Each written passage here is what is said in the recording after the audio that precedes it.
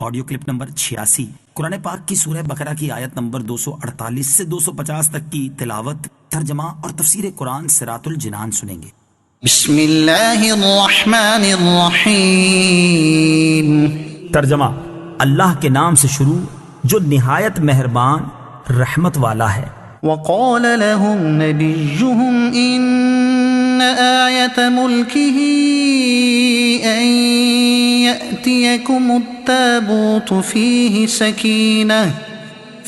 سكينة من ربكم وبقية مما ترك آل موسى وآل هارون تحمله الملائكة إن في ذلك لآية لكم إن كنتم مؤمنين۔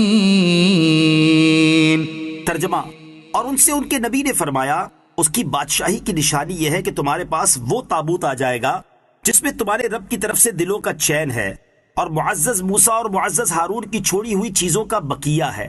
فرشتے اسے اٹھائے ہوئے ہوں گے، بے شک اس میں تمہارے لیے بڑی نشانی ہے اگر تم ایمان والے ہو۔ ان آیت ملکہ، بے شک اس کی بادشاہی کی نشانی یہ ہے۔ بنی اسرائیل نے چونکہ طالوت کی بادشاہی پر کوئی نشانی مانگی تھی، اس پر حکم الہی سے حضرت شمویل علیہ السلام نے فرمایا کہ طالوت کی بادشاہی کی نشانی یہ ہے کہ تمہارے پاس تمہارا وہ مشہور و معروف بابرکت تابوت آ جائے گا جس سے تمہیں تسکین ملتی تھی اور جس میں حضرت موسیٰ علیہ السلام اور حضرت ہارون علیہ السلام کے تبرکات تھے۔ یہ تابوت اللہ تعالیٰ نے حضرت آدم علیہ السلام پر نازل فرمایا تھا۔ اس میں تمام انبیاء کرام علیہ السلام کی تصویریں تھیں اور ان کے مکانات کی تصویریں تھیں، اور آخر میں حضور سید الانبیاء صلی اللہ علیہ وسلم کی اور حضور پر نور صلی اللہ علیہ وسلم کے مقدس گھر کی تصویر ایک سرخ یاقوت میں تھی، جس میں آپ علیہ السلام نماز کی حالت میں قیام میں ہیں اور آپ علیہ السلام کے ارد گرد آپ کے صحابہ کرام رضی اللہ تعالی عنہم موجود ہیں۔ حضرت آدم علیہ السلام نے ان تمام تصویروں کو دیکھا۔ یہ صندوق نسل در نسل منتقل ہوتا ہوا حضرت موسیٰ علیہ السلام تک پہنچا۔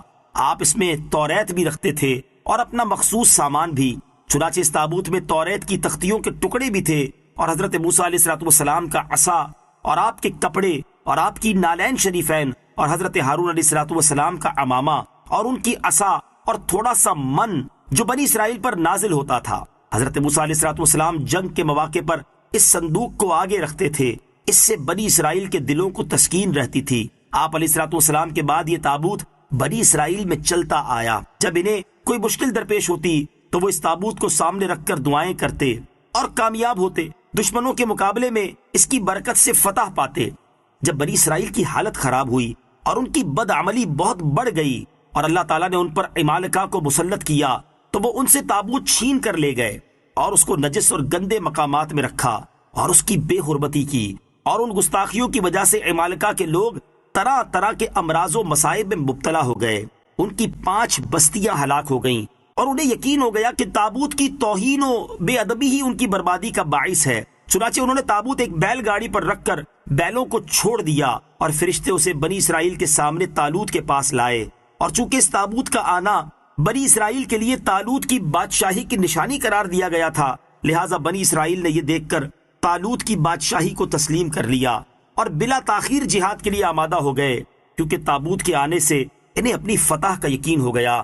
طالوت نے بنی اسرائیل میں سے 70,000 جوان منتخب کیے، جن میں حضرت داؤد علیہ السلام بھی تھے۔ فلما فصل طالوت بالجنود قال إن الله مبتليكم بنهر فمن شرب منه فليس مني ومن لم يطعمه فإنه مني إلا من اغترف غرفة بيده فشربوا منه إلا قليلا منهم فلما جاوزه هو والذين آمنوا معه قالوا لا طاقة لنا اليوم بجالوت وجنوده قال الذين يظنون أنهم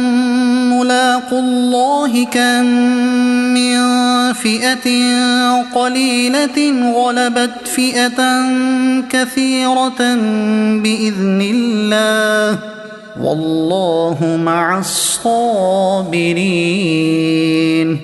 ولما برزوا لجالوت وجنوده قالوا ربنا أفرغ علينا صبرا وثبت أقدامنا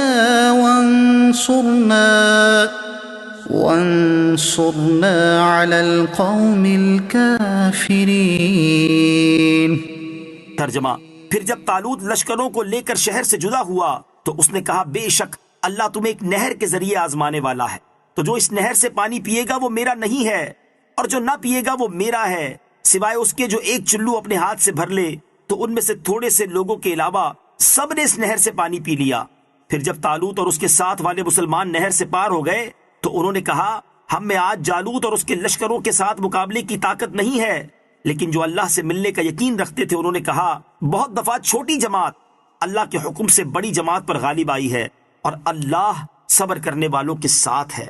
پھر جب وہ جالوت اور اس کے لشکروں کے سامنے آئے تو انہوں نے عرض کی اے ہمارے رب ہم پر صبر ڈال دے اور ہمیں ثابت قدمی عطا فرما اور کافر قوم کے مقابلے میں ہماری مدد فرما.